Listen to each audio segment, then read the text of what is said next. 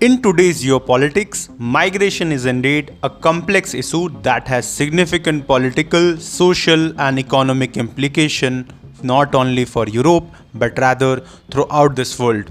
But before starting this session, I welcome you to SRIRAM IS, where today we will be discussing about migration. Is it a huge challenge for Europe, specifically in the context of recent sarcastic statement given by J.D. Vance regarding UK as first truly Islamist country? By the way, I have to beat up on the UK. Just one additional thing. I was talking with a friend recently, and we were talking about, one of the big dangers in the world, of course, is nuclear proliferation. Though, of course, the Biden administration doesn't care about it. And I was talking about, what is the first truly Islamist country that will get a nuclear weapon? And we were like, maybe it's Iran. Maybe Pakistan already kind of counts. And then we sort of finally decided maybe it's actually the UK, since Labour just took over. Now, first, let me explain what he means to say. Here, J.D. Vance posed a question, asking which country would be the first to become an Islamist state with nuclear capabilities. While many might assume it would be Iran or Pakistan, but he suggested that increasing Muslim population in the UK, particularly since the Labour Party came to power, could potentially lead to the UK becoming the first Islamist country with nuclear weapon. Now you might be thinking, is it really so that the Muslim population is increasing in Europe or specifically in UK? And for that, we'll have to understand the demography of Europe and UK.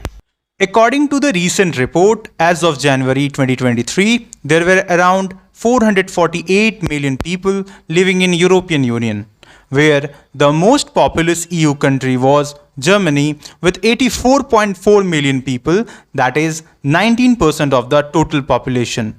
Then it is followed by France with 68.2 million people with 15% of total population, and then we have Italy with 59 million people, that is contributing to around 13% of the total population of EU. And when it comes about immigrants, it is around 5.1 million immigrants that entered the European Union from non-European Union countries in 2022. That was an increase of around 117% when we compare it with 2021. And 1.5 million people previously were residing in one European Union member state actually migrated to another member state in 2022, which was an increase of around 7% when it compared to 2021.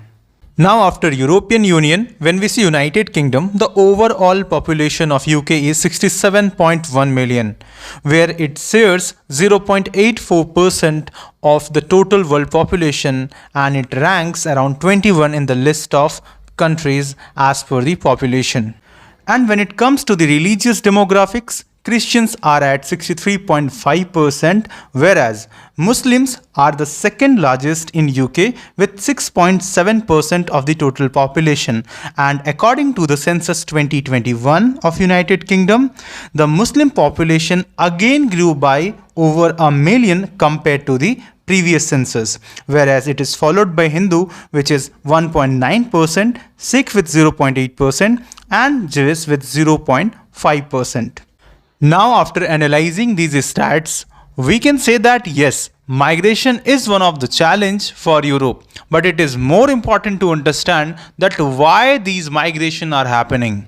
So, let's understand the causes behind these migrations. According to United Nations, over 2 million migrants have arrived in Europe since 2015, with majority of them are coming from Syria, Afghanistan or Iraq.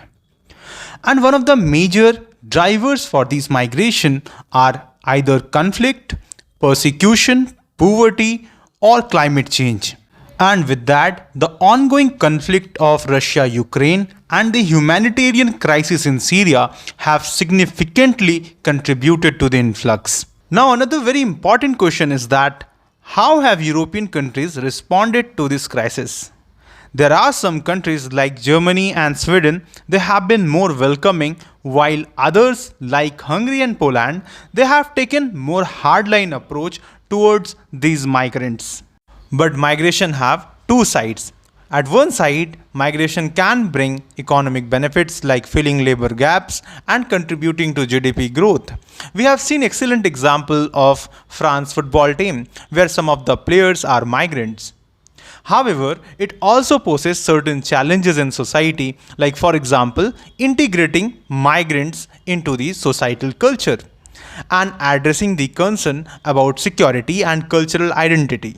But apart from all this, what is required is a need of comprehensive approach that can include addressing the root causes of migration, strengthening external borders, and developing a fair and efficient asylum process. And at the same time, Europe should also work on integrating migrants into European societies, as there is a requirement to need to recognize the benefit of migration and working towards creating a more inclusive and diverse society. And it is also important that what you think about this topic, do give your valuable opinion in the comment section, and your comment and answers will be admired.